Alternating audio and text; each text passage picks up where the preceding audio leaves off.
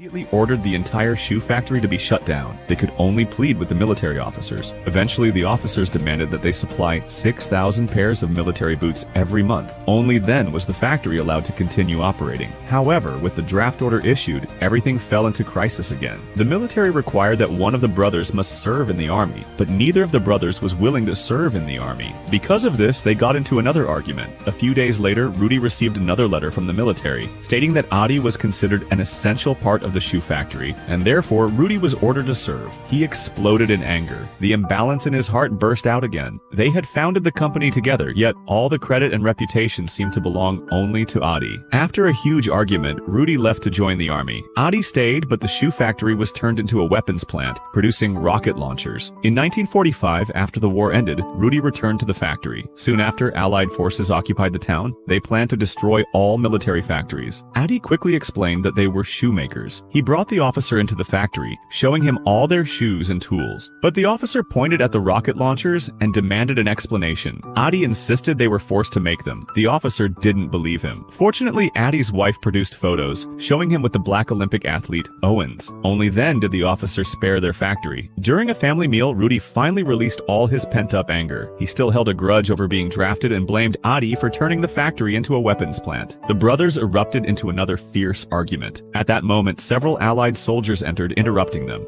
They were there to take Rudy to military headquarters for investigation. The Allied officer told Rudy that someone close to him had reported him as a Nazi. Rudy immediately suspected Adi. He believed that if he were arrested, Adi could take the company for himself. So he accused Adi of being the real Nazi instead, claiming the factory started making rocket launchers right after he went to the battlefield, and he claimed that sponsoring the black athlete had been his idea and had nothing to do with his brother Adi. And so Adi was taken away as well. After detailed questioning and once the Allies confirmed the truth, the officer finally released both of them. Back home, the two argued even more fiercely. From that point on, they completely broke apart. They announced the dissolution of the factory and split it into two. Rudy took the sales team and registered a new company, Puma. Adi took all the technical staff and created Adidas. The two companies also saw each other as their biggest competitor.